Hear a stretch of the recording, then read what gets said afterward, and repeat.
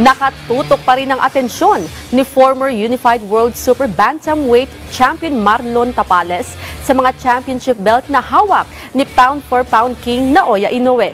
Para sa detalye, narito ang report ni Paulo Salamatin.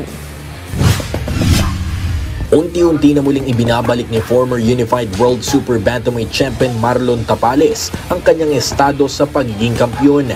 3 rounds lang ang kinailangan ni Tapales kontra sa Indonesian opponent na si John Jet sa naganap na 10-round bout para ibulsa ang World Boxing Council o WBC International Silver Super Bantamweight crown. Ang Lanao del Norte native boxer ay kasulukuyang ranked number 2 sa WBC rankings, pangatlo sa International Boxing Federation o IBF rankings, at panglima sa World Boxing Association o WBA rankings. Ibig sabihin, isa si Tapales sa mga hanay ng mga world-rated boxers na may chance ang magkaroon ng isang world title shot, katapat ang nagmamay-ari ng 4 na championship belt at undisputed Super Bantamweight King na si Inoue. Ngunit bago ito, kailangan na munang pumila ni Tapales dahil ngayong Mayo, nakatakdang depensa ni Inoue ang kanyang titulo kontra kay WBO number 1 contender at title challenger na si Ramon Cardenas.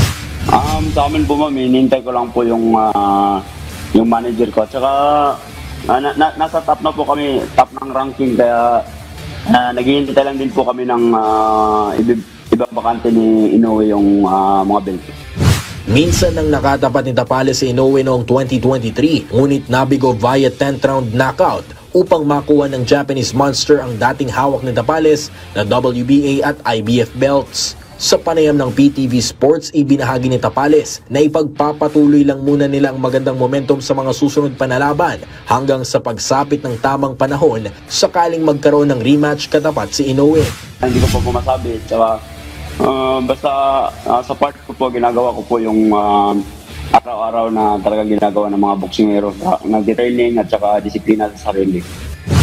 Sa ngayon, patuloy pa rin ang pag-ensayo ng kampo ni Tapales sa ilalim ng Sandman Promotions habang naghihintay ng susunod na katunggali ngayong taon. Paulo Salamatin para sa Atletang Pilipino, para sa Bagong Pilipinas.